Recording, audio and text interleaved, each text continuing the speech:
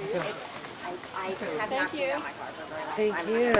You guys were amazing. Oh, thank you. Thanks so much. It feels really good. Did you bring Thank you. CDs to? No, we've been silly. Good. You Yeah. made some dollars. Yeah. Let's see. Blue leather bag.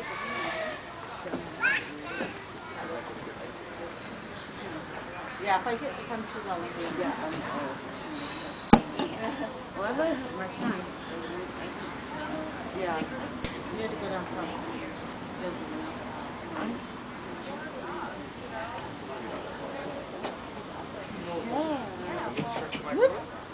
Testing? Testing? Do I do it now? Sure.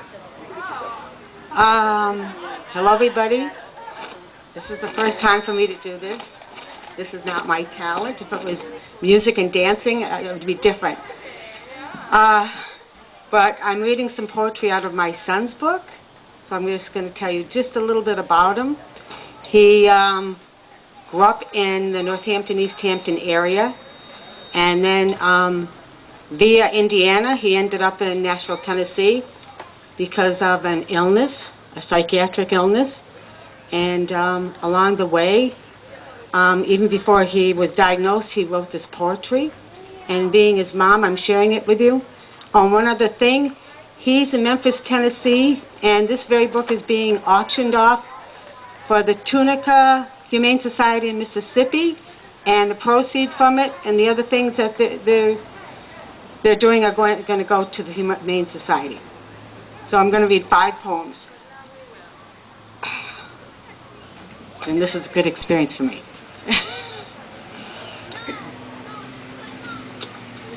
Okay, his book is called Beyond the Mirror, 4 Seasons of Insight, Journey of Self-Discovery.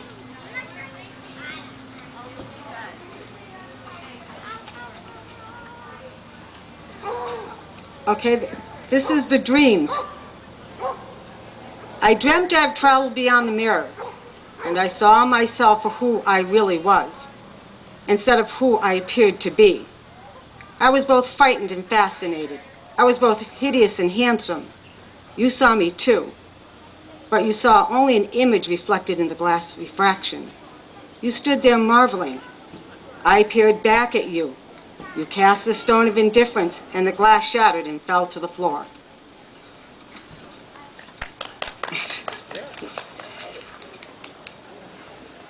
The next one is my dream of flying. Last night I dreamt I was flying.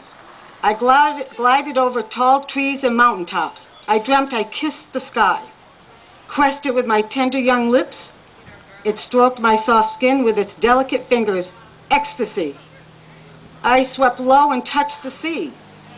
Ripples cascaded outward from my fingertips, and I wept for disturbing it.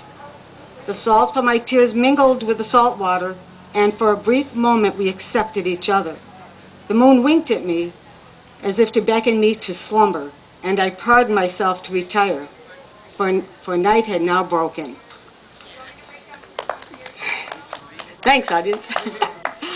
The confession. The confession.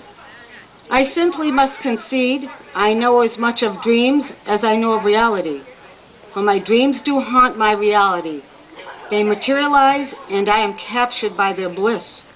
They speak unto me, and I am spun aloft and carried by such eloquence. Yet I have seen darkness.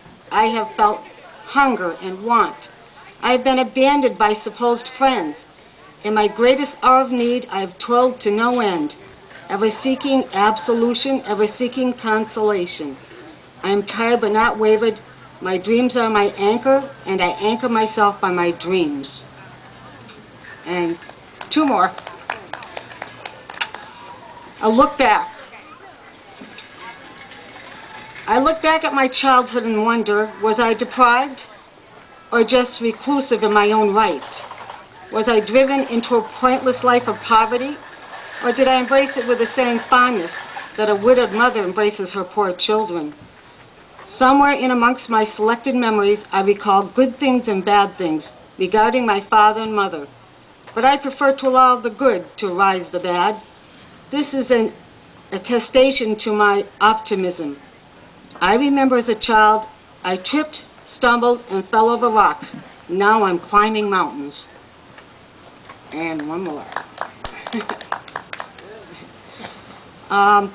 Going home. In my heart, I'm always close to home. Oh, to feel at home. It is not overwhelming. It is not inundating. It is a comfort and a consolation. It is not much to be feared, but much to be embraced. Despite where one resides, I have learned to love where I am, and in my mind, I am forever going home. For my home is a state of mind, not a state of being. Wow. Nice. Oh, very nice. Didn't have a very big audience. That's all right.